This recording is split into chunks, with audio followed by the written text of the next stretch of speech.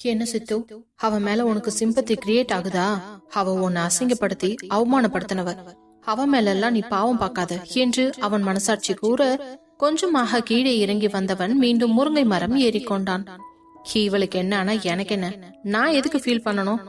எனக்கு யார பத்தியும் கவலை இல்லை என்று கூறிவிட்டு மீண்டும் சென்று கேபினில் அமர்ந்து அவனுடைய வேலையை பார்க்க தொடங்கிவிட்டான். அங்கிருந்து தன்னுடைய கேபினுக்கு சென்றவள் சிஸ்டத்தை ஆஃப் செய்துவிட்டு தன்னுடைய ஹேண்ட்பேக்கை எடுத்துக்கொண்டு கீழே வந்து அங்கிருந்த பஸ் ஸ்டாப்பிற்கு நடந்து சென்றாள். அவளால் சுத்தமாக நடக்க முடியவில்லை. இருந்தாலும் வேறு வழி இல்லாமல் அவசர அவசரமாக பஸ் ஏறி வீட்டிற்குள் சென்றாள். அவள் வீட்டிற்குள் நுழைந்தவுடனே ஹால் சோஃபாவில் அமர்ந்திருந்த சித்தார்த்தின் அம்மா, ஏண்டி அறிவு கட்டவளே, எங்க போய் ஊரை சுத்திட்டு வர? வீட்டுல எவ்வளவு வேலை கிடக்குது, நீ மேனா மினிக்கு மாதிரி சுத்திக்கிட்டு தெரியற? இல்ல மேடம், இப்பதான் ஆபீஸ்ல ஒர்க் முடிஞ்சது, நேரா வீட்டுக்கு தான் வர, நான் எங்கேயுமே போகல என்று பயந்தபடியே கூறினாள்.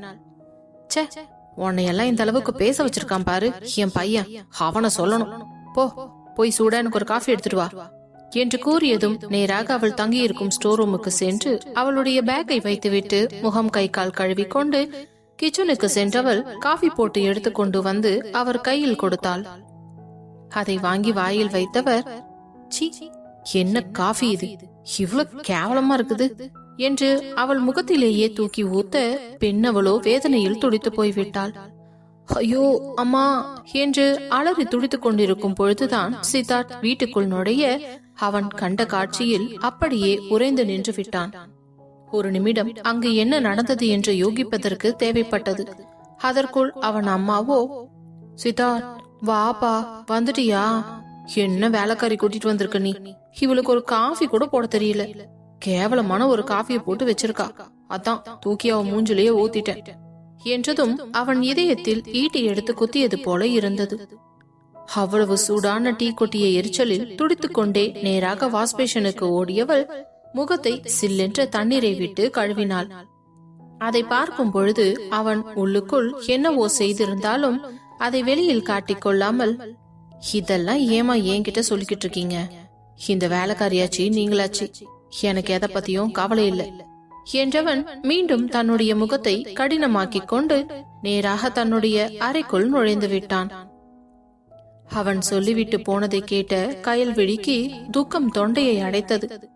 கட்டிய கணவனாக இல்லாமல் ஒரு மனிதனாகவாவது இந்த இடத்தில் அவன் நடந்து கொள்வான் என்று நினைத்திருக்க, அவனோ அதற்கு முற்றிலும் வேறாக, உன் நினைப்பிற்கெல்லாம் அப்பாற்பட்டவன்டீனா என்பது போல மேலே சென்று விட, அவளோ உண்மையில் நொந்துதான் போனாள்.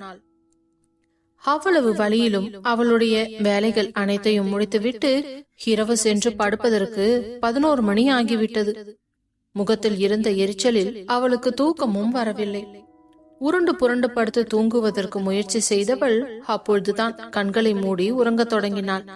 அதே நேரம் ஏனோ அன்றைய இரவு சித்தார்த்திற்கு உறக்கம் என்பது தூரதேசம் சென்றிருந்தது. அறைக்குள்ளேயே குறுக்கும் நெருக்கமாக நடந்து கொண்டிருந்தவனின் மனம் ஒரு நிலையிலே இல்லை. பின்பு எதையோ யோசித்தவனாக தன்னுடைய டிராயரை திறந்து அதிலிருந்த ஒரு ஆயின்மெண்ட் டியூபை எடுத்துக்கொண்டு கீழே ஸ்டோர் ரூமை நோக்கி வந்தவன் அந்த அறையின் கதவை திறக்க, கயல்விழியோ கீழே துணி கூட இல்லாமல் வெறும் தரையில் உடலை குறுக்கிக் கொண்டு படுத்திருந்தாள். அவளுடைய துப்பட்டாவை போற்றிக் கொண்டு குளிரில் நடுங்கியபடியே படுத்திருந்தவளை பார்த்தவனுக்கு, தேவையில்லாம இவளை இங்க அழைச்சு கொண்டு வந்து கஷ்டப்படுத்துறோமோ என்று தோன்ற அந்த சிந்தனையெல்லாம் தூக்கி எட்டே வைத்தவன் அவள் அருகே சென்று அமர்ந்து அவளுடைய முகத்தை பார்த்தான். முகமெல்லாம் சிவந்து தடித்து போயிருந்தது. அவள் பால் வண்ண மேனியில் இப்படி சிவந்து தடித்து போயிருப்பதை பார்த்தவனுக்கு லேசாக கண்கள் கலங்க, அந்த கண்ணீர் வெளியே வருவதற்குள்ளேயே உள்ளே இழுத்து கொண்டவன் அந்த மருந்தை எடுத்து சிவந்திருந்த இடத்தில் தடவ, அந்த மருந்தின் குளுமையில் பட்டென்று கண்ணை முடித்தவள் அங்கு சித்தார்த்தை எதிர்பார்க்கவில்லை. பயத்தில் பதறி அடித்து எழுந்தவள் ஒரு அடி பின்னால் நகர்ந்து அமர்ந்து கொண்டு, நீங்க இங்க என்ன பண்றீங்க? இங்க எதுக்கு வந்தீங்க என்றதும் மீண்டும் தன் முகத்தை கடினமாக வைத்துக் கொண்டவன், ஏண்டி என் வீட்டுல இருந்துகிட்டு இத உன் ரூம்னு சொல்றியா? இதுவும் என் வீடுதான், ஞாபகம் இருக்கட்டும். சரி, உங்க வீடுதான், ஒத்துக்கிறேன். அதுக்காக ஒரு பொண்ணு தங்கி இருக்கிற ரூம்குள்ள இப்படித்தான் அத்துமீறி நுழைவீங்களா? என்ன, ஒரு பொண்ணா? நீ என் பொண்டாட்டி, அது உனக்கு மறந்து போச்சா என்ன? ஓ, நாங்க உன் பொண்டாட்டியா? அது இன்னும் உங்களுக்கு ஞாபகம் இருக்குதா? நான் கூட மறந்துடுச்சோன்னு நினைச்சேன்.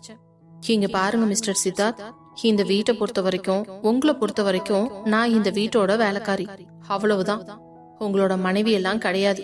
இப்போ எனக்கு தூக்கம் வருது, நீங்க கிளம்புறீங்களா? என்னடி திமிரா பேசிக்கிட்டு இருக்க? ஏதோ போனா போதுன்னு பாவம் பார்த்து மருந்து குடுத்துட்டு போலாம்னு வந்தா உன்னோட திமிர்த்தனத்தை என்கிட்டயே காட்டுறியா? நீ எல்லாம் எவ்வளவு பட்டாலும் திருந்தவே மாட்ட. பரவாயில்ல, நான் அப்படியே இருந்துட்டு போறேன். உங்க உதவிக்கு ரொம்ப நன்றி. இப்ப நீங்க கிளம்புங்க என்றதும் வேகமாக எழுந்தவன் அந்த மருந்தை தூக்கி அவள் மேலேயே போட்டுவிட்டு, இஷ்டம் இருந்தா இந்த மருந்து தடவிக்கோ, இல்லனா இப்படியே நாளைக்கு ஆபீஸ்க்கு வந்து தோல.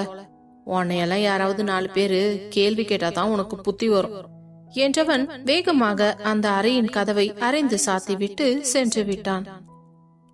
போகும் அவனை வழி நிறைந்த கண்களோடு பார்த்தவள், இவங்க அம்மா பண்ணும்போது ஏன் எதுக்குன்னு ஒரு வார்த்தை கூட கேட்கல, இப்ப வந்துட்டாரு பெருசா அக்கறை இருக்க மாதிரி என்று முணுமுணுத்தவள் வேறு வழி இல்லாமல் நாளை அலுவலகம் செல்ல வேண்டும் என்பதால் அவன் தந்துவிட்டு போன மருந்தை எடுத்து தன் முகத்தில் தடித்து இருந்த இடத்தில் எல்லாம் தடவிக்கொண்டு மீண்டும் அமைதியாக உறங்கி போனாள்.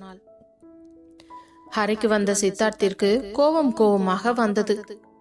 அவளுக்கு எவ்வளவு ஒரு திமிரு இருந்தா என்கிட்டயே இப்படி பேசுவா? இவளுக்கு போய் இறக்கப்பட்டேன்ல, என்ன சொல்லணும் என்றதும் அவன் மனசாட்சி அதற்குள் வந்து, ஆமா, இதையே நான் சொன்னா என்னை எதை கொண்டு அடிச்சு துரத்துவன்னு தெரியாது. ஆனா இப்போ உனக்கு தெரிஞ்சு போச்சுல்ல அவளை பத்தி. பட்டாதான் நீ எல்லாம் திருந்துவ. அவ உன்னை எந்த அளவுக்கு அசிங்கப்படுத்தி அவமானப்படுத்தி இருக்கா? அவ மேல எல்லாம் நீ எதுக்கு பாவப்படுற என்று அவன் மனசாட்சி கேள்வி கேட்க, தப்புதான், என்னோட தப்புதான். என் புத்திய செருப்பாலேயே அடிச்சுக்கணும். அவளுக்கு போய் பாவம் பார்த்தேன்ல, அதுக்குதான் இப்படி நல்லா அசிங்கப்பட்டு வந்திருக்கேன். இவளை நினைச்சு இனிமே நான் எதுக்கு தூங்காம இருக்கணும்?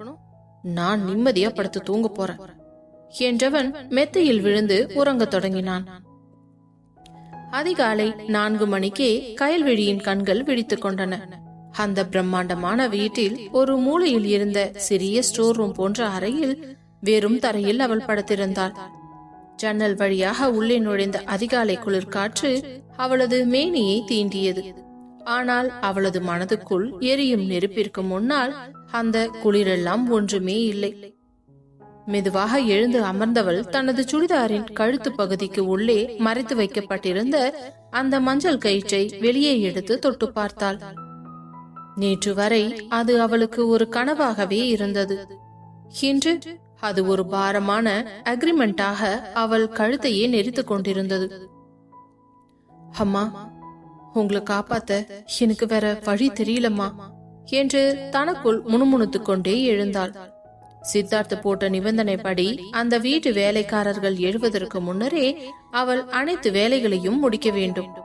அதனால் எழுந்தவள் தன் பேக்கில் இருந்த ஒரு ஆடையை எடுத்துக்கொண்டு அங்கு வேலைக்காரர்களுக்கு என்று ஒதுக்கப்பட்ட குளியலறைக்குள் புகுந்து தன்னை சுத்தப்படுத்திக் கொண்டு வெளியே வந்தவளோ பின்பு நேராக சமையல் அறைக்குள் நுழைந்து அந்த பெரிய பாத்திரங்களையும் நவீன மின்னணு சாதனங்களையும் பார்த்து ஒரு நிமிடம் திகைத்து போனாள். ஆனா காலம் அவளுக்கு எதையும் கற்றுக் கொடுக்கும் வலிமையை தந்திருந்தது.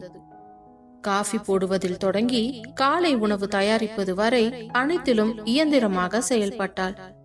சரியாக 7 மணி அளவில் சித்தார்த்தின் அம்மா ராஜேஸ்வரி சமையலறைக்குள் நுழைந்தார். கயல்விழி வேலை செய்வதை பார்த்ததும் அவரது முகம் சுருங்கியது. ஏனடி, வேலைக்காரவங்க எல்லாம் வரத்துக்கு முன்னாடியே எல்லாத்தையும் முடிச்சிட்ட போல? இந்த வீட்டு மருமகளா இங்க நீ வாழ முடியாதுன்னு சித்தார்த்த சொல்லியிருப்பானே. ஒழுங்கா இந்த தரைய தொடச்சு முடி என்று அதிகாரத்துடன் கூற கயல்விழியோ பதிலுக்கு எதுவுமே பேசவில்லை. ஒரு வார்த்தை பேசினாலும் அது தன் அம்மாவின் மருத்துவ செலவை பாதிக்கும் என்பது அவளுக்கு தெரியும். பற்களை கடித்துக் கொண்டு அந்த பெரிய ஹாலின் தரை முழுவதையும் துடைக்க தொடங்கினாள். அப்பொழுதுதான் சித்தார்த் மாடியிலிருந்து கீழே இறங்கி வந்தான். ட்ராக் ஷூட் அணிந்து கையில் ஒரு ஸ்போர்ட்ஸ் பாட்டிலுடன் வந்தவன் குனிந்து தரை துடைத்துக் கொண்டிருந்த கயல்விழியை ஒரு நிமிடம் உற்று பார்த்தான். அவனது இதயத்தில் ஒரு மெல்லிய வலி மின்னல் போல தோன்றி மறைந்தது. காலேஜில் ஒரு தேவதையைப் போலவே வலம் வந்தவளை இன்று தன் வீட்டு தரையை துடைக்க வைத்திருப்பது அவனுக்கு ஒரு விதமான வெற்றியை தந்தாலும் அவனது ஆழ்மனது ஏனோ அதை ரசிக்க மறுத்தது. வேலை முடிஞ்சதும் சீக்கிரம் கிளம்பு, ஆபீஸ்ல இன்னைக்கு ஒரு முக்கியமான கிளைண்ட் வராங்க, அங்கேயும் இதே மாதிரி மந்தமா இருந்த அக்ரிமெண்ட் கேன்சல் ஆகிடும் என்று கரகரப்பான குரலில் சொல்லிவிட்டு சென்றான். போகும் அவனையே வெறித்து பார்த்தவள் பின்பு அனைத்து வேலைகளையும் முடித்துவிட்டு அவசரமாக தயாரானாள். கண்ணாடி முன் நின்றபோது நெற்றியில் குங்குமம் வைக்க நினைத்தவளுக்கு அப்பொழுதுதான் சித்தார்த்தின் எச்சரிக்கை நினைவுக்கு வந்தது. நீ என் பொண்டாட்டின்னு அந்த ஆபீஸ்ல யாருக்குமே தெரியக்கூடாது என்ற அந்த வார்த்தைகள் அவளது கையை தடுத்தன. தாலியை நன்கு மறைத்து கொண்டு ஒரு சாதாரண அலுவலக பெண்ணாகவே தன்னை மாற்றிக்கொண்டவள் அங்கிருந்து புறப்பட்டு அலுவலகத்திற்கு சென்றதும் அங்கே ஒரு புதிய பரபரப்பு நிலவியது. கயல்விழி, இதோ இவர்தான் நம்ம புது மேனேஜர் அர்ஜுன், இன்னைக்குதான் ஜாயின் பண்ணிருக்காரு என்று அவளது தோழி ரம்யா அறிமுகப்படுத்தினாள். தெரியும்டி, அன்னைக்கே பார்த்த. ஓ, அப்போ உனக்கு முன்னாடி தெரியுமா? நல்லதா போச்சு. சரி, நான் போய் என் வேலையை பாக்குறேன் என்றவள் அங்கிருந்து நகர்ந்து சென்று விட்டாள். அவனை பார்த்து லேசாக சிரித்தவள் தன்னுடைய சீட்டில் அமர்ந்து வேலையை பார்க்க தொடங்கினாள். அர்ஜுன் மிகவும் மென்மையான சுபாவம் கொண்டவன். அவன் கயல்விழியை பார்த்த அந்த முதல் நொடியே அவளது கண்களில் இருக்கும் ஏதோ ஒரு சோகம் அவனை ஈர்த்தது. ஏனோ அவள் தன்னை கண்டுக்காமல் சென்றது அவனுக்கு ஒரு மாதிரியாகவே இருக்க வேண்டும் என்று அவனே அவளிடம் சென்று வலுக்கட்டாயமாக பேசினான். ஹலோ கயல்விழி, உங்க ஒர்க்கிங் ஸ்டைல் எல்லாம் பத்தி ரமேஷ் சார் என்கிட்ட நிறைய சொன்னாரு. உங்க கூட ஒர்க் பண்றதுல எனக்கு ரொம்ப சந்தோஷம் என்று அர்ஜுன் கனிவுடன் கை நீட்ட கயல்விழி தயக்கத்துடன் அவனது கையை பற்றி தேங்க்ஸ் சார் என்றாள். இதை தனது கேபின் கண்ணாடியின் வழியாக பார்த்து கொண்டிருந்த சித்தார்த்துக்குள் பொறாமை தீ கொழுந்து விட்டு எரிந்தது. கையில் இருந்த விலையுயர்ந்த பேனா சடார் என்று உடைந்து போனது. அவன் உடனடியாக பெல்லடித்து கயல்விழியை உள்ளே அழைக்க அவள் உள்ளே நுழைந்ததும், எதுக்கு இப்ப அவன்கிட்ட அவ்வளவு நேரம் பேசிக்கிட்டு இருக்க? வேலை எதுவும் இல்லையா உனக்கு என்று காரணமே இல்லாமல் கத்தினான். அதில் பயந்து நடுங்கியவள், சார், அவர் புது மேனேஜர், ஜஸ்ட் அறிமுகம் பண்ணிக்கிட்டாரு, அவ்வளவுதான் என்றதும், அறிமுகம் மட்டும் பண்ணிக்கிட்டா போதும், ரொம்ப நெருக்கம் தேவையில்லை, புரிஞ்சுதா? போய் உன் வேலை பாரு என்று அவளை விரட்டினான். கயல்விழி வாடிய முகத்துடன் வெளியே வந்ததும் அர்ஜுன் அவளிடம் வந்து, ஏன் கயல், பாஸ் ஏதாவது திட்டினாரா? நீங்க ஏன் இவ்ளோ பயப்படுறீங்க? உங்க முகமே ரொம்ப டல் ஆயிடுச்சு, ரிலாக்ஸா இருங்க என்று ஆறுதல் சொன்னான். அர்ஜுனின் இந்த ஆறுதல் கயல்விழிக்கு ஒரு மருந்தாக தெரிந்தது. ஆனால் அது சித்தார்த்திற்கு ஒரு விஷமாக மாறியது என்பதை அவள் அறிந்து கொள்ள மறந்து போனாள். அன்றைய மதிய உணவு இடைவேளையில் அர்ஜுன் கயல்விழியின் மேஜைக்கே வந்து விட்டான். கயல், நான் இன்னைக்கு லஞ்ச் பாக்ஸ் எடுத்துட்டு வரல, பக்கத்துல ஒரு நல்ல ஹோட்டல் இருக்கு, அங்க போலாமா என்று கேட்க கயல்விழி மறுக்கத்தான் முயன்றாள். ஆனால் அர்ஜுனோ விடவில்லை. இதையெல்லாம் கவனித்த சித்தார்த்தின் பொறுமை காற்றில் பறந்தது. தனது அறையில் இருந்து வேகமாக வெளியே வந்தவன், கயல்விழி, இப்பவே எனக்கு ஒரு ஃபைல் ரெடி ஆகணும், லஞ்ச அப்புறம் பாத்துக்கலாம், முதல்ல என் கேபினுக்கு வா என்று அதிகாரமாக அழைத்து விட்டு உள்ளே சென்று விட்டான். சங்கடமாக அர்ஜுனை பார்த்தவள், பரவாயில்ல சார், நீங்க போயிட்டு வாங்க, எனக்கு கொஞ்சம் வேலை இருக்கு, நான் அப்புறமா கீழே இருக்க கேன்டீன்ல போய் ஏதாவது சாப்பிட்டுக்கிறேன் என்று கூற அர்ஜுனும் வேறு வழி இல்லாமல் அமைதியாக சென்று விட்டான். அதன் பிறகு சித்தார்த்தின் அறைக்குள் நுழைந்ததும் கயல்விழி கோபத்தில் வெடித்தாள். ஏன் சார் இப்படி பண்றீங்க? அவர் இங்க ஒர்க் பண்ற ஒரு மேனேஜர், அவர் கூட சாப்பிட போறதுல என்ன தப்பு இருக்கு என்று கேட்க சித்தார்த் சேரில் இருந்து எழுந்தவன் அவள் அருகே மிக நெருக்கமாக வந்து நிற்க அவனது மூச்சு காற்று அவளது முகத்தில் பட்டது. நீ என் பொண்டாட்டி, அக்ரிமெண்ட் படி நீ என் சொத்து, என் சொத்து வேற ஒருத்தன் கூட சிரிச்சு பேசிட்டு இருக்கிறத எல்லாம் என்னால பாத்துக்கிட்டு இருக்க முடியாது என்றான் ஆத்திரத்துடன்.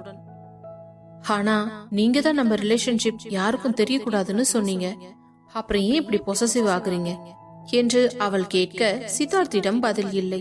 அவன் அவளது கண்களையே வெறித்து பார்த்தான். அந்த பார்வையில் கோபம், வன்மம், காதல் என அனைத்தும் கலந்து கிடந்தன. இதற்கு மேல் இவனிடம் நின்று பேசுவது வேஸ்ட் என்று முடிவு செய்தவள் அங்கிருந்து வெளியே சென்று விட்டாள். மாலை நேரம் ஆனது. அலுவலகத்தில் ஒரு சிறிய வெல்கம் பார்ட்டிக்கு ஏற்பாடு செய்யப்பட்டிருந்தது. அர்ஜுனுக்காக வைக்கப்பட்ட அந்த பார்ட்டியில் அனைவரும் மிகவும் உற்சாகமாக இருந்தனர். ஷாலினியும் அந்த பார்ட்டிக்கு வந்திருந்தாள். அவள் கயல்விழியை ஓரக்கண்ணால் கவனித்துக் கொண்டுதான் இருந்தாள். அர்ஜுனோ கயல்விழியிடம் ஒரு கிளாஸை ஜூஸை கொடுத்து அவளிடம் ஏதோ ஜோக்கும் சொல்லிக் கொண்டிருந்தான். கயல்விழியும் அந்த ஜோக்கை கேட்டு அவளை அறியாமல் லேசாக சிரித்தாள். அந்த சிரிப்பு சித்தார்த்தின் இதயத்தை ரணமாக்கியது. சரியாக அந்த தருணத்தில் ஷாலினி அப்பொழுதுதான் ஒரு சூழ்ச்சியை செய்தாள். கயல், எனக்கு ஒரு ஜூஸ் எடுத்துட்டு வா என்று ஷாலினி அதிகாரமாக கேட்க, கயல்விழியோ சித்தார்த்தை ஒரு அடிப்பட்ட பார்வை பார்த்துவிட்டு அங்கிருந்து சென்றவள் ஜூஸ் கிளாஸுடன் திரும்ப வர அவள் நடந்து வரும்போது வேண்டுமென்றே அவளது காலை தடுக்கிவிட்டாள் ஷாலினி. அவள் கால் தட்டி கயல்விழி தடுமாறி விழப்போக, கயல் என்று பதறியபடி அர்ஜுன் ஓடி வந்து அவளை தாங்கி பிடித்தான். அந்த வேகத்தில் கயல்விழியின் சுடிதார் கழுத்து பகுதி லேசாக விலக உள்ளே இருந்த அந்த மஞ்சள் கயிறு அர்ஜுனின் கண்ணில் பட்டது. அதை பார்த்து அதிர்ச்சி அடைந்தவன், கயல், இது தாலியா என்று அர்ஜுன் அதிர்ச்சியுடன் கேட்டான். அந்த இடமே ஒரு நிமிடம் நிசப்தமானது. அர்ஜுன் அவளை தாங்கி பிடித்திருப்பதை பார்த்த சித்தார்த் வேகமாக வந்து கயல்விழியை அர்ஜுனன் விழுந்து இழுத்து பிடித்தவன், என்ன நடக்குது இங்க என்று கத்தினான். ஷாலி நக்கலாக சிரித்தவள், இதுதான் சமயம் என்று கயல்விழியை அனைவரின் முன்பும் அவமானப்படுத்த திட்டம் போட்டாள். என்ன கயல்விழி, ஆபீஸ்ல இன்னும் கல்யாணம் ஆகாத பொண்ணு மாதிரி நடிச்சுகிட்டு இருந்தியா? இப்பதான் தாலி வெளியே வந்துடுச்சே, யாரு அது, அந்த பாக்கியசாலி என்று எல்லார் முன்னாடியும் கேட்டார். கயல்விழி பேச முடியாமல் உடைந்து நின்றாள். அவள் கண்கள் சித்தார்த்தை பார்த்து உண்மையை சொல்லிவிடலாமா என்பது போல அவளது பார்வை இருந்தது. அதே நேரம் சித்தார்த்தின் முகமோ வெளிரி போயிருந்தது. அவள் மட்டும் உண்மையை கூறினால் தன் கௌரவம் என்ன ஆகுமோ என்ற பயம் ஒரு புறம். கயல்விழி அர்ஜுனிடம் நெருங்கியது குறித்த ஆத்திரம் மறுபுறம். இந்த இரண்டுக்கும் நடுவில் நின்று தவித்துக் கொண்டிருந்தான் அவன். அவன் படும் கஷ்டத்தை பார்த்தவள், இது என் பர்சனல் விஷயம் மேடம், இத பத்தி இங்க பேச தேவையில்லை என்று கயல்விழி சொல்ல, ஆனால் ஷாலினி அதை விடுவதாக இல்லை. ஏன் கயல், அந்த தாலியை கட்டினவன் உன்னை ஏமாத்திட்டாரா, இல்ல உன்னை மறைச்சு வச்சு குடும்பம் நடத்துறாரா? ஏதோ அக்ரிமெண்ட் கல்யாணம் மாதிரி இருக்குமோ என்று அவள் சொன்ன வார்த்தை சித்தார்த்திற்கு தூக்கி வாரி போட்டது. போது ஷாலினி, இதோட நிறுத்துறியா? தேவையில்லாம என் ஆபீஸ் ஸ்டாஃப வந்து நீ கேள்வி கேட்கிற வேலையெல்லாம் வச்சுக்காத என்று கூற ஷாலினிக்கு அவமானத்தில் முகம் கருத்து விட்டது. அப்போது அர்ஜுன் கயல்விழியை ஏக்கத்துடன் பார்த்தவன், உங்களுக்கு கல்யாணம் ஆகிடுச்சா கயல்? ஏன் நீங்க இதை யார்கிட்டயும் சொல்லல? இத மறைக்க வேண்டிய அவசியம் என்ன வந்துச்சு? நான் உங்களை என்று அவன் சொல்ல வந்ததை பாதியிலேயே நிறுத்தினான். அவனது காதலுக்கு அங்கே இடமில்லை என்பது அவனுக்கு நன்றாக புரிந்துவிட்டது. அர்ஜுனின் எண்ணத்தை புரிந்து கொண்ட சித்தார்த் ஆத்திரத்தில் கயல்விழியின் கையை பிடித்து இழுத்துக்கொண்டு வெளியே வந்தான். காரில் அவளை ஏற்றிக்கொண்டு காரை வேகமாக ஓட்டியவன், இப்ப நடந்த எல்லாத்துக்கும் காரணம் நீ தாண்டி. எதுக்கு அந்த தாலியை கட்டன? அர்ஜுன் கிட்ட இருந்து அவ்வளோ அக்கறை தேவையா உனக்கு? ஏன் புருஷன்னு நான் ஒருத்தர் இருக்கிறது பத்தலையா? அதுக்குள்ள இன்னொரு ஆளை தேடுற? வெக்கமா இல்ல உனக்கு என்று கத்திக்கொண்டே காரின் ஸ்டியரிங்கை ஓங்கி அடித்தான். போது சித்தார்த், நிறுத்துங்க. நான் ஒண்ணு வேணும்னு எதையுமே செய்யல. நான் கால் தடுமாறி விழ போனதுக்கு காரணமே அந்த ஷாலினி தான். நான் நடக்கும்போது காலை குறுக்கால விட்டு என்னை விழ வைக்க பிளான் பண்ணாங்க. தடுமாறி விழப்போன என்ன காப்பாத்தி தாங்கி பிடிச்சாரு அர்ஜுன் சார். அந்த நேரத்துல தாலி வெளியில வந்ததுக்கு நான் என்ன பண்ண முடியும்? ஏதோ நான் திட்டம் போட்டு செஞ்ச மாதிரி என்ன சொல்றீங்க? இவ்வளவு நாளா அந்த தாலியை மறைச்சுக்கிட்டு தானே இந்த ஆபீஸ்ல வந்து வேலை செஞ்சேன். ஒரு நாளாவது எந்த இடத்துலயாவது அதை நான் வெளிக்காட்டி இருப்பேனா? ஏன் நீங்களே பாத்திருப்பீங்களா? உங்க கண்ணுல கூட பட்டிருக்காதே. அப்படிப்பட்ட என்ன எதுக்கு இப்படி கேவலமா பேசுறீங்க என்று அழுது கொண்டே கேட்டாள். சும்மா நிறுத்துடி, வாய்க்கு வந்ததெல்லாம் பேசிக்கிட்டு இருக்காத. இப்படி அழுதுகிட்டே பேசினா நீ நல்லவள் ஆயிடுவியா? உன்னை பத்தி எனக்கு தெரியாதுன்னு நினைச்சுக்கிட்டு இருக்கியா? உங்க அம்மாவோட ட்ரீட்மெண்ட் செலவுக்கு காசுக்கு நான் வேணும், ஆனா உன்னோட ஆசைக்கு அந்த அர்ஜுனா என்றதும் காதை பொத்தியவள், இதுக்கு மேல ஒரு வார்த்தை பேசாதீங்க சித்தார்த் பிளீஸ் என்று கூறிவிட்டு ரோட்டை வெறித்து பார்த்தபடி அமர்ந்து கொண்டாள். வீட்டிற்கு வந்ததும் சித்தார்த் அவளை தரதரவென்று இழுத்து சென்றவன் ஒரு அறைக்குள் தள்ளி பூட்டினான்.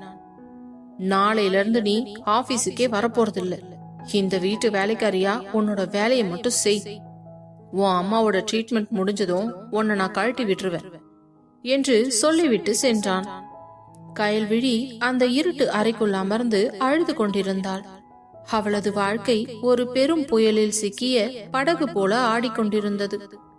ஒரு புறம் சித்தார்த்தின் மாறாத வெறுப்பு, மறுபுறம் அர்ஜுனின் எதிர்பாராத நேசம், இடையில் தன் அம்மாவின் உயிர். அன்று இரவு சித்தார்த்து தூங்க முடியாமல் தவித்தான். ஆபீஸில் அர்ஜுன் அவளை தாங்கி பிடித்ததுதான் அவன் கண் முன் வந்து செல்ல அது அவனுக்கு இன்னும் கோபத்தை தான் கிளப்பியது. அந்த கோபத்தில் அவனுடைய அருகில் இருந்த கபோர்டை திறந்து அங்கிருந்த மதுபாட்டிலை எடுத்து கிளாஸில் ஊற்றியவன் வேகமாக குடித்தான். ஆனால் அவனுக்கு கயல்விழியின் அந்த அழுகை முகம்தான் அப்பொழுதும் ஞாபகத்திற்கு வந்தது. ச்சே, ஏன் எனக்கு இவ்ளோ கோவம் வருது? அவளை நான் வெறுக்கிறனா, இல்ல அவளை வேற ஒருத்தன் கூட பார்க்க முடியாம தவிக்கிறனா? அவ யார் கூட பேசி பழகனா எனக்கு என்ன வந்துச்சு? எனக்கு தான் அவளை பிடிக்காதே, அப்புறம் ஏன் எனக்கு இவ்ளோ கோவம் வருது என்று தனக்கு தானே கேட்டுக்கொண்டவனுக்கு அதை நினைக்க நினைக்க கோபம் அதிகமாகி கையில் இருந்த கிளாஸை தூக்கி சுவற்றில் அடித்தான். அந்த கண்ணாடி டம்ளர் சில்லு சில்லாக சிதறியது. அப்பொழுதுதான் கோவத்தில் அவளை அந்த இருட்டு அறையில் அடைத்து விட்டு வந்தது ஞாபகத்திற்கு வர, டேய் சித்தார்த், என்ன காரியண்டா பண்ணிருக்க? கோவத்துல கண்ணு மண்ணு தெரிய மாட்டேங்குதா உனக்கு என்று நினைத்தவன் வேகமாக கயல்விழி பூட்டப்பட்டிருந்த அறையின் கதவை திறந்தான். அவள் தரையிலேயே சுருண்டு படுத்து தூங்கிக் கொண்டிருந்தாள். அவளது முகம் நில ஒளியில் ஒரு தேவதையாக தெரிந்தது. அவள் முகத்தில் அழுது கண்ணீர் வடிந்ததற்கான தடயம் காய்ந்து போயிருக்க சித்தார்த் மெதுவாக அவள் அருகே அமர்ந்தான். அவளது தலையை வருடிவிட கையை நீட்டியவன் மீண்டும் பழைய நினைவுகள் வரவும் கையை பட்டென்று இழுத்து கொண்டான். கயல், உன்னை என்னால மன்னிக்கவும் முடியல, ஆனா உன்னை விட்டு இருக்கவும் முடியலடி. இது என்ன மாதிரியான தண்டனை என்று மெல்லிய குரலில் கேட்டான். சரியாக அந்த நேரம் கயல்விழியின் போன் அடித்தது. அது மருத்துவமனையிலிருந்து வந்த போன். சித்தார்த் அந்த போனை தன் கையில் எடுத்தவன் சிறிது நேர யோசனைக்கு பிறகு ஆன் செய்து காதில் வைத்து ஹலோ என்றான். சார், கயல்விழி மேடத்தோட அம்மா கண்டிஷன் திடீர்னு கிரிட்டிக்கல் ஆயிடுச்சு. இப்பவே ஒரு முக்கியமான இன்ஜெக்ஷன் போடணும், ஆனா பேமெண்ட் இன்னும் பெண்டிங்லயே இருக்கு என்று மறுமுனையில் செவிலியர் சொன்னார். அதை கேட்ட சித்தார்த் அதிர்ந்து போனவன் கயல்விழியை பார்த்தான். அவளை பழிவாங்க அவன் போட்ட அக்ரிமெண்ட் இப்போது அவளது அம்மாவின் உயிருக்கு ஆபத்தாக மாறிக்கொண்டிருப்பதை அவன் உணர்ந்தான். நான் இப்பவே அங்க வரேன் என்று சொல்லிவிட்டு போனை வைத்தவன் கயல்விழியை எழுப்பாமல் தானே மருத்துவமனைக்கு காரை எடுத்துக்கொண்டு விரைந்தான். மருத்துவமனையின் அந்த நீண்ட வராண்டாவில் நிலவிய அமைதி அவனுக்கு ஒரு விதமான மரண பயத்தை தந்தது. சித்தார்த் கயல்விழியின் அம்மா இருக்கும் அறையை தெரிந்து கொண்டு அவரை போய் பார்த்தான். ஆக்சிஜன் முகமூடிக்குள் அவர் மூச்சு விட சிரமப்பட்டு கொண்டிருந்தார். அவனது கையில் இருந்த பணம் அந்த தருணத்தில் அவனுக்கு ஒரு பெரிய விஷயமாக தெரியவில்லை. அவன் செவிலியரிடம் அந்த ஊசிக்கான பணத்தை கொடுத்துவிட்டு மீண்டும் அறைக்கு வெளியே வந்து அமர்ந்தான். அவனது மனதில் ஒரு பெரும் போராட்டம் நடந்து கொண்டிருந்தது. அவளை பழிவாங்க வேண்டும் என்றுதான் இந்த திருமணத்தையே செய்தேன். ஆனால் அவ இல்லாத இந்த சில மணி நேரங்கள்ல என் மனது ஏன் இவ்ளோ தவிக்குது? அர்ஜுன் அவளை தொட்டபோது ஏன் என் ரத்தம் கொதித்தது? இந்த கேள்விகளுக்கு அவனிடம் பதில் இல்லை. சிறிது நேரம் அங்கேயே அமர்ந்திருந்தவன் பிறகு நர்சிடம் கூறிக்கொண்டு தன்னுடைய வீட்டிற்கு புறப்பட்டான். மறுநாள் காலை விடிந்தது. கயல்விழி கண் விழித்த போதுதான் அறைக்குள் பூட்டப்பட்டிருப்பதை கண்டு கதறினாள். அப்பொழுது சித்தார்த் காரை நிறுத்திவிட்டு உள்ளே வந்தவன் கயல்விழி இருக்கும் அந்த அறையின் கதவை திறந்தவுடன் அவளோ அவன் சட்டையை இறுக்கமாக பிடித்து உலுக்கினாள். என் அம்மாவுக்கு என்னாச்சு சொல்லுங்க, ஹாஸ்பிட்டல்ல இருந்து போன் வந்திருக்கு, அத நீங்க அட்டன் பண்ணி பேசுனீங்களா? ப்ளீஸ், நான் அவங்கள பார்க்கணும் என்று கதறினாள். சித்தார்த் அவளை ஒரு குரூரமான பார்வையால் பார்த்தவன், அம்மாவுக்கு ஒண்ணும் இல்ல, நான் போய் பணத்தை கட்டிட்டேன். ஆனா நீ இப்பெல்லாம் அங்க போக முடியாது. இன்னைக்கு வீட்டுல ஒரு பெரிய பூஜை இருக்கு, அதுக்கு நீ தான் எல்லா வேலையும் செய்யணும். இந்த நேரத்துல நீ ஹாஸ்பிட்டல்ல போய் உட்காந்துக்கிட்டா அப்போ இங்க இருக்கிற வேலையெல்லாம் யார் செய்யறது என்றான். அவன் உண்மையில் அவளது அம்மாவை காப்பாற்றி விட்டான். ஆனால் அதை அன்பாக சொல்ல அவனது ஈகோ தடுத்தது. அவன் சட்டையை பிடித்திருந்த அவளது கையை பிடித்து தள்ளிவிட்டவன், போ, ஒழுங்கா போய் வேலையை பார் என்று கூறிவிட்டு தன்னுடைய அறைக்கு சென்று விட்டான். அன்று அந்த மாளிகையில் ராஜேஸ்வரி ஏற்பாடு செய்திருந்த பூஜைக்கு உறவினர்கள் அனைவருமே வந்திருந்தனர். கயல்விழி ஒரு வேலைக்காரியை போல தரையில் அமர்ந்து பூக்களை ஆய்ந்து கொண்டிருந்தாள். சித்தார்த் அவளையே வெறுத்து பார்த்து கொண்டிருந்தான். அதே நேரம் ஷாலினி பட்டு சேலையில் ஜொலித்துக் கொண்டு சித்தார்த் அருகே நெருக்கமாக அமர்ந்தபடி கயல்விழியை ஏளனமாக பார்த்தவள், அத்த, இந்த பொண்ணு கையால பூஜை தட்ட கொடுக்க சொல்லிடாதீங்க. நான் ஏன் ஷாலினி இவகிட்ட கொடுக்க போறேன்? வந்ததுல இருந்து எல்லாரும் இவ யாரு யாருன்னு கேள்வி கேட்டு என்ன டார்ச்சர் பண்றாங்க. வேலைக்காரின்னு சொன்னாலும் யாருமே நம்ப மாட்டேங்கிறாங்க. இப்போ என்ன பண்றதுன்னு தெரியாம நானே முழிச்சுக்கிட்டு இருக்கேன் என்று கோபமாக கூற, என்னத்த இதுக்கா கவலைப்படுறீங்க? இப்ப பாருங்க நான் என்ன பண்றேன்னு என்றவள் வேண்டுமென்றே சத்தமாக, அத்த, இவளுக்கு கல்யாணம் ஆயிடுச்சுன்னு நேத்து ஆபீஸ்ல ஒரு பேச்சு வந்துச்சு. ஆனா புருஷன் யாருன்னு கேட்டா சொல்ல மாட்டேங்கிறா.